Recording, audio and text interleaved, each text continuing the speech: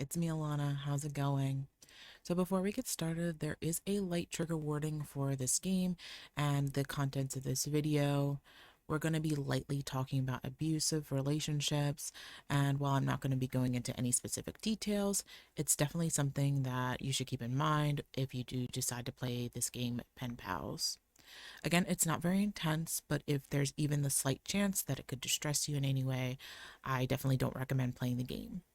So I love RPG Maker games, and if you don't know what RPG Maker is a program that allows users to create their own role-playing video games. Most versions include a tile set based map editor, a simple scripting language for scripting events, and a battle editor.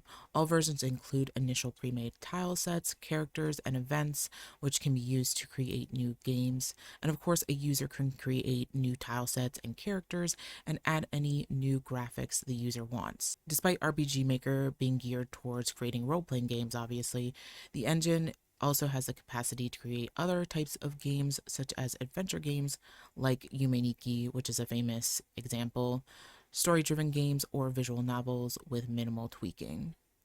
So my favorite RPG game is a game called Off, and it is a game that I'm planning on making at least two videos about. One should be coming later this year, and the other one probably sometime next year. And what I love so much about RPG Maker is that it allows game making to be accessible to people who normally don't have the time to learn a whole new coding language to make a game. And therefore, there are a lot of weird video games that are very like artsy and strange that are made through RPG Maker and other programs like it. And one of these games is the 2013 RPG 2003 game Pen Pals by Maroon Raccoon, aka Anatola Howard. So, Anatola themselves is a story artist who currently works in animation, but they've also made a couple other games in addition to Pen Pals. And Pen Pals itself is a game about finding your mom. You play as the character Gag and are accompanied by your abusive friend named Pal. And you roam the towns of Onion Town and Understanding, and there are also some ghosts. In Howard's own words, this was my first game using RPG Maker 2003, so it won't be at its peak. It's fairly short, but I really hope you all have fun. I started this months ago as my first RPG Maker game, while this being really uneducated on the program, so everything is weird. I just needed to put this out because people did want it, and I needed to get this terrible game out the way. The version you'll play isn't really complete yet, and it never will be. There are a few bugs and a few mistakes and things I normally have cut out in there, but that's alright. It's messy, it sucks, share it with your friends and family. The aesthetics of Pen Pals is very bright and pastel and hides the dark storylines that you play through. It's also really short. It's maybe about like 30 minutes if you're taking your time. And interestingly enough, this game was also where I first heard of the bands The Unicorns and Built to Spill, which are still bands that I love so much to this day. And this game really might not be for everyone. I just want to warn you, especially with its very like 2013 Tumblr era aesthetics, but I still think it's a really intriguing game that actually has a big influence on my own RPG Maker game, Wise Fool's Game, which by the way, I released a demo slash proof of concept back in late 2018. If you do want to play it, I'll put like a link in the description if you really want to. But to me, what was always the most intriguing part about Pen Pals is its state of being incomplete.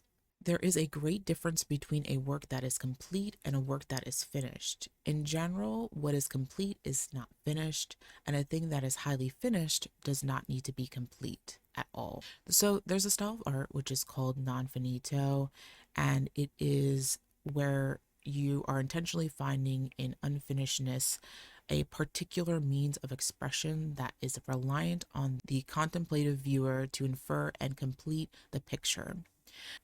And while Pen Pals doesn't fully embody the purposefulness of non-finito, I do think it holds enough of its elements to apply. From the weird magic merchant in the office building, possibly abandoned side quest to find a guy's missing hotel key, to the very important background details of Gags and Pal's complicated relationship, There are really interesting threads that follow this game, but very few of them have conclusions. I would say the only one in the end that you do complete is your goal of finding your mom, but I think that barely scratches the surface of what the game is really about.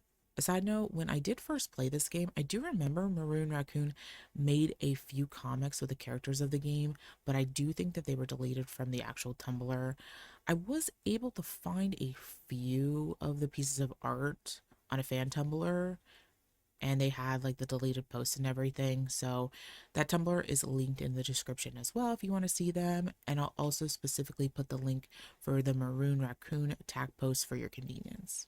There's also a kind of raw authenticity that comes with a game like Pen Pals. It wasn't made for money or something that maybe even the creator thought would become as popular as it did, in my opinion, especially as evidenced by all of the pen pal art being deleted. But it resonated with people in such a natural way. And I think its message has a lot to do with this as well, but more on that later. With all these unfinished threads in the game, I still feel that Pen Pals is fascinating and still very much worthy of playing and going back to. The quote from the article, "Unfinished art, the enduring fascination of incompleteness," says it best. The fact that artists get bored, lose the spark of inspiration, and simply are subjected to history and the verities of fate renders them relatable and vulnerable, ultimately making unfinished art an oddly intimate matter. And while Pen Pals will never be complete, it's finished in the eyes of the creator, and that's what continues to make playing this game such an interesting experience. So, what does the game have to say? What is Pen Pals all about? So, I do think that it is a little weak, but I'm also super forgiving because it's incomplete. As I was scrolling through the Pen Pals fan Tumblr, the quote that pops up over and over again is, "In time, you will be fine," which is a quote that shows up at the end of the game. I actually checked to see if this quote was associated with anything else, but if you do a Google search, even in like a private window or something like that, Pen Pals is still the first result that comes up. With the aesthetics of sadness during the early slash mid 2010s, I think Pen Pals fits right into this. And the game's message can be wrapped up simply in hope and hopelessness. While the age of the average Tumblr user is much higher now, back in the days, there were a lot of teens on Tumblr, and with the sad girl trend going on, in which there are definitely a lot of criticisms and possible glorifications of mental illness instead of trying to get better. But the truth is, sometimes when you're a kid, how much control do you actually have over your own life? One of Gag's background conflicts is having to deal with her stepfather, and while there aren't a lot of specific details, there is some information that we find in a riddle within the game. And the riddle goes like this: "What's close to home yet far away, a sudden change is not okay. Which once was here has been replaced.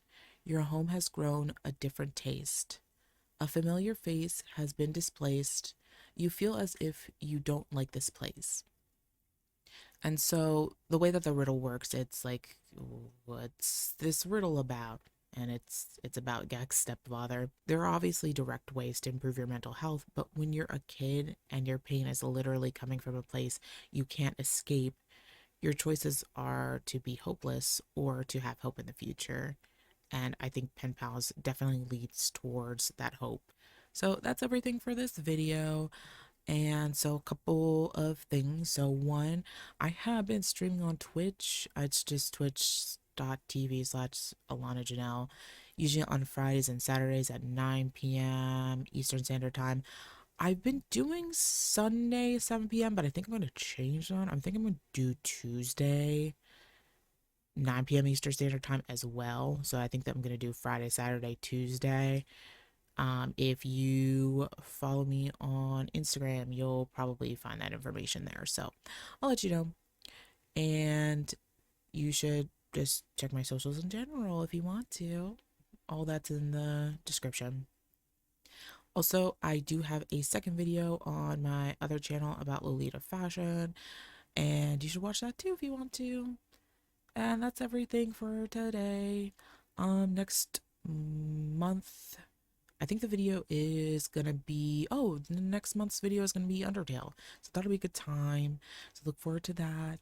And thank you for watching this video if you watched it. And I hope you have a great rest of your day. All right, bye. Bye.